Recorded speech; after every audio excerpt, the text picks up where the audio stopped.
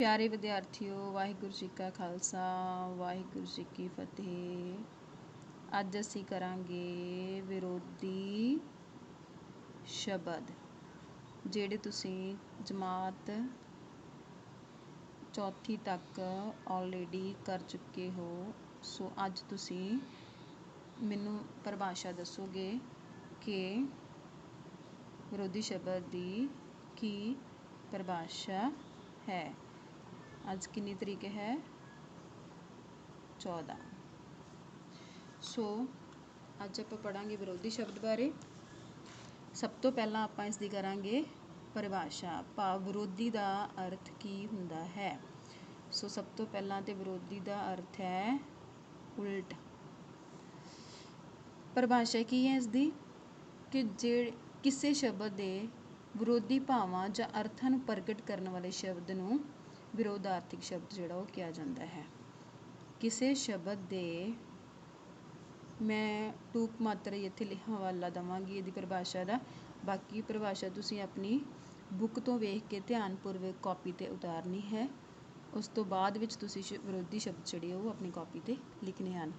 किसी शब्द दे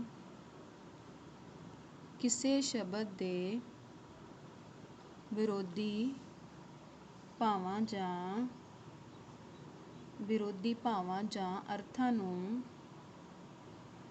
अर्थां नूं प्रगट करने वाले शब्द, उन्होंने आपां विरोधी शब्द कहने हैं। प्रगट करने वाले शब्द, इन्हां नूं असीं विरोधी शब्द कहते हाँ। सो इस गल नूं याद रखना कि विरोधी का अर्थ की है उल्ट भावे शब्द, जिन्हां दा अर्थ एक दूजे तो उल्टा होवे। जिवें सर्दी, गर्मी, धुप, छां, मोटा, पतला। ठीक है। सो इन्हां गल्लां नूं तुसीं ध्यान दे विच रखना वा। ओके, हुण आपां कुछ गल्लां विरोधी शब्दां दे नाल संबंधित करांगे, जिहड़ियां मुੱਖ गल्लां तुहानूं याद रखणियां जरूरी हन। सब तो पहली गल ये कि विरोधी शब्दां दे ज्ञान दे नाल तुहाडे शब्द भंडार विच वाधा हुंदा है। सब तो पहली इंपॉर्टेंट महत्वपूर्ण गल की है, शब्द भंडार विच वाधा हुंदा है। ठीक है। विरोधी शब्दां दे ज्ञान नाल शब्द भंडार विच वाधा हुंदा है। दूजी गल कि ये जरूरी नहीं है कि हर शब्द का विरोधी शब्द होवे। ठीक है। हर शब्द का विरोधी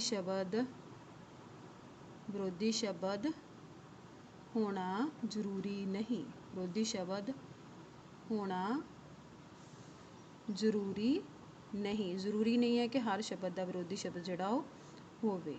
सो इस गल नूं भी ध्यान च रखना तुसीं, हर शब्द का विरोधी शब्द होना जरूरी नहीं है। कि जिवें फॉर एग्जाम्पल हत्थ का कोई भी विरोधी शब्द नहीं हुंदा।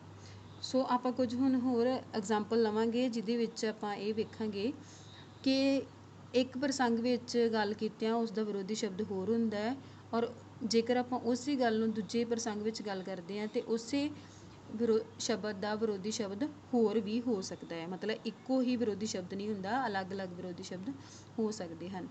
फॉर एग्जाम्पल, उच्ची ना बोल, हौली बोल, मतलब उच्ची ना बोल, हौली बोल, मतलब कि इहदे विच दो शब्द आपां विरोधी शब्द लै, उच्ची ना बोल, हौली बोल। सो हुण इस प्रसंग दे विच उच्ची दा विरोधी शब्द की है? हौली। जे इसे नूं मैं उच्ची नूं होर किसी प्रसंग विच वरतां ते इहदा शब्द विरोधी शब्द होर भी हो सकता है। फॉर एग्जाम्पल, जिवें मैं कहां दवाइयां किसी उच्ची थां ते रखो, नीवीं थां रखियां दवाइयां बच्चों के हत्थ लग सकदियां हन। हुण वेखो मैं लिख दिन्नी इत्थे एग्जाम्पल, दवाइयां उच्ची थां ते रखो, दवाइयां उच्ची थां ते रखो, दवाइयां उच्ची थां ते रखो, नीवीं थां ते रखियां, नीवीं थां ते रखियां बच्चों के हत्थ लग सकदियां हन। ਬੱਚਿਆਂ ਦੇ ਹੱਥ ਲੱਗ ਸਕਦੀਆਂ ਹਨ। ਇਹਨੂੰ ਮੈਂ ਇਨਕੰਪਲੀਟ ਰਹਿਣ ਦਿੱਤਾ, ਵੈਸੇ ਮੈਂ ਬੋਲ ਦਿੱਤਾ ਇਹਨੂੰ। ਦਵਾਈਆਂ ਉੱਚੀ ਥਾਂ 'ਤੇ ਰੱਖੋ, ਨੀਵੀਂ ਥਾਂ 'ਤੇ ਰੱਖੀਆਂ ਬੱਚਿਆਂ ਦੇ ਹੱਥ ਲੱਗ ਸਕਦੀਆਂ ਹਨ। ਵੇਖੋ ਹੁਣ ਇਹਦੇ ਵਿੱਚ ਵੀ ਉੱਚੀ ਸ਼ਬਦ ਜਿਹੜਾ ਉਹ ਆਇਆ ਵਾ, ਉੱਚੀ ਸ਼ਬਦ ਆਇਆ ਹੈ, ਅਤੇ ਇਸ ਦਾ ਇੱਥੇ ਵਿਰੋਧੀ ਸ਼ਬਦ ਆਇਆ ਹੈ ਨੀਵੀਂ।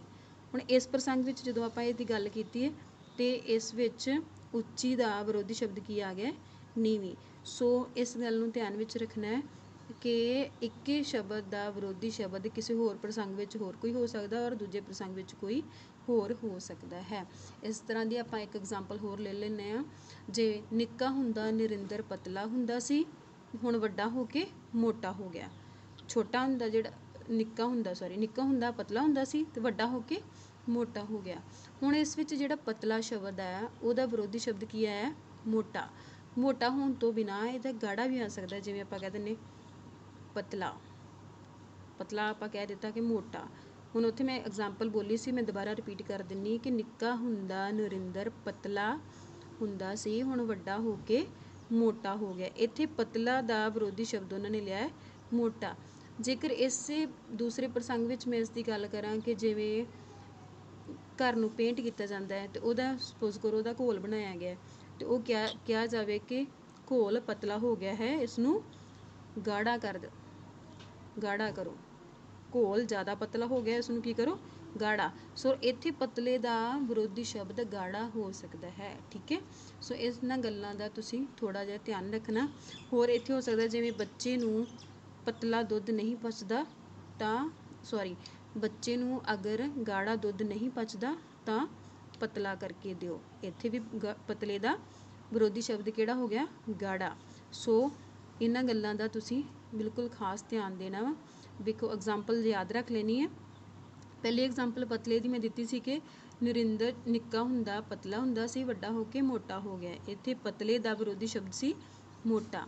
ਔਰ ਦੂਜੇ ਪ੍ਰਸੰਗ ਵਿੱਚ ਮੈਂ ਗੱਲ ਕੀਤੀ ਸੀਗੀ ਕਿ ਘੋਲ ਪਤਲਾ ਹੋ ਗਿਆ, ਇਸ ਨੂੰ ਥੋੜ੍ਹਾ ਗਾੜਾ ਕਰੋ, ਜਾਂ ਬੱਚੇ ਨੂੰ ਜੇਕਰ ਗਾੜਾ ਦੁੱਧ ਨਾ ਪਚੇ ਤਾਂ ਪਤਲਾ ਕਰਕੇ ਦਿਓ। ਸੋ ਇਸ ਪ੍ਰਸੰਗ ਵਿੱਚ ਇਸ ਦੀ ਵਰਤੋਂ ਜਿਹੜੀ ਆ, ਪਤਲੇ ਦਾ ਵਿਰੋਧੀ ਸ਼ਬਦ ਗਾੜਾ ਹੋ ਗਿਆ ਔਰ ਪਹਿਲੇ ਪ੍ਰਸੰਗ ਵਿੱਚ ਪਤਲੇ ਦੇ ਵਿਰੋਧੀ ਸ਼ਬਦ ਕੀ ਹੋ ਗਿਆ, ਮੋਟਾ। ਸੋ ਇਹਨਾਂ ਗੱਲਾਂ ਨੂੰ ਤੁਸੀਂ ਖਾਸ ਧਿਆਨ ਦੇ ਕੇ ਸਮਝਣਾ ਹੈ। ਇਸ ਤੋਂ ਇਲਾਵਾ ਜਿਵੇਂ ਆਪਾਂ ਹੋਰ ਜਿਹੜੇ ਸ਼ਬਦ ਕਰਦੇ ਹਾਂ ਉਹਨਾਂ ਵਿੱਚ ਵੀ ਆਪਾਂ ਥੋੜ੍ਹੀ ਜਿਹੀ ਗੱਲ ਕਰਾਂਗੇ। ਜਿਵੇਂ ਕੁਝ ਸ਼ਬਦ ਅਜਿਹੇ ਹੁੰਦੇ ਆ ਜਿਨ੍ਹਾਂ ਦਾ ਵਿਰੋਧੀ ਸ਼ਬਦ ਅਗੇਤਰ ਲਾ ਕੇ ਬਣਦਾ ਹੈ। ਨੈਕਸਟ 4 ਪੁਆਇੰਟ, ਕੁਝ ਸ਼ਬਦ ਜਿਹੜੇ ਅਜਿਹੇ ਹੁੰਦੇ ਹਨ, ਕੁਝ ਸ਼ਬਦ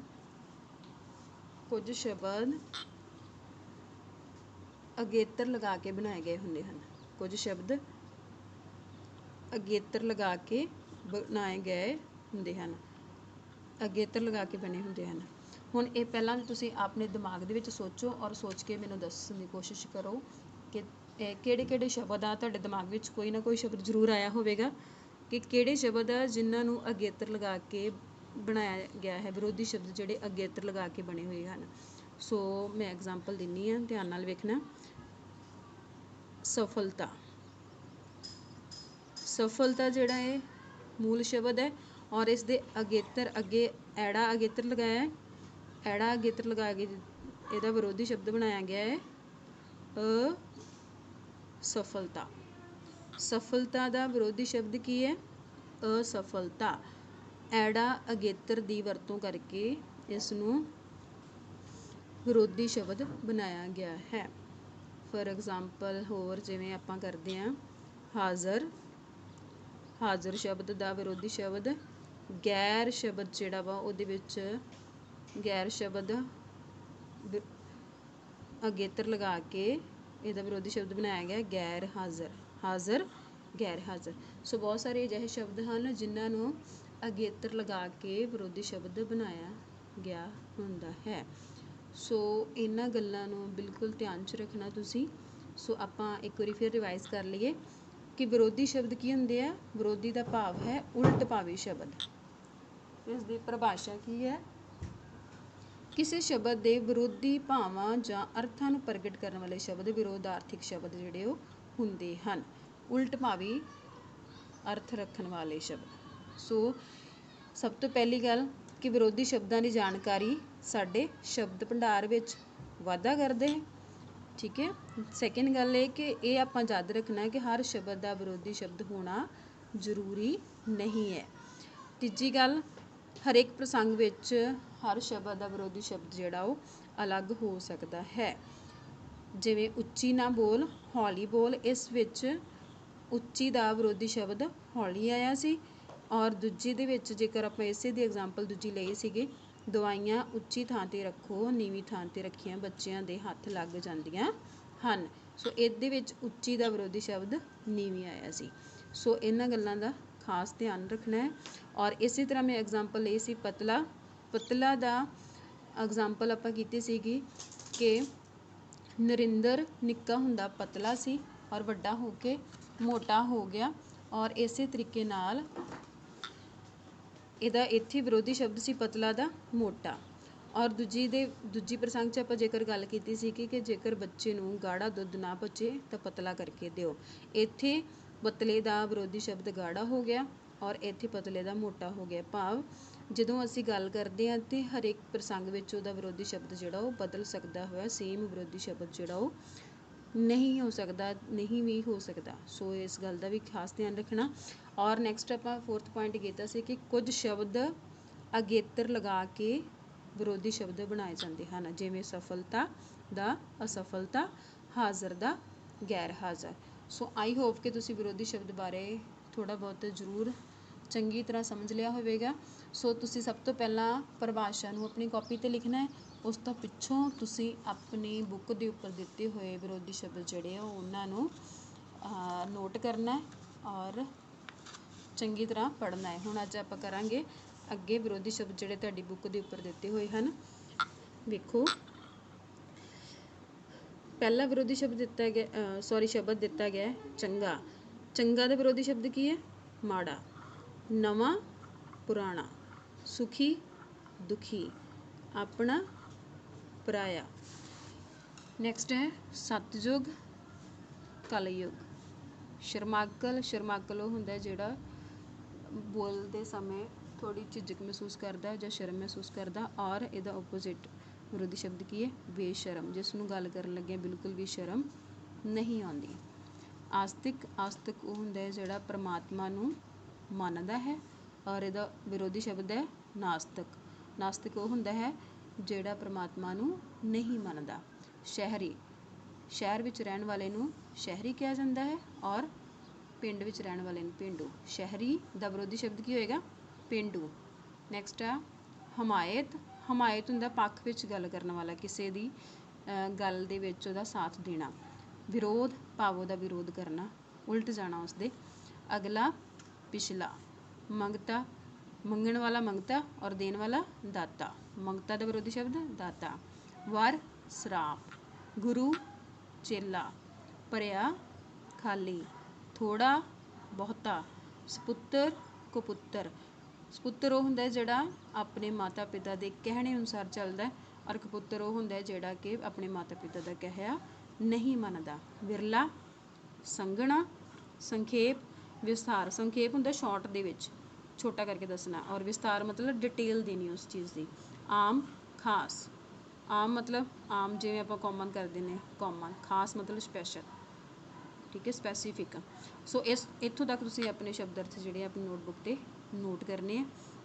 धन्नवाद।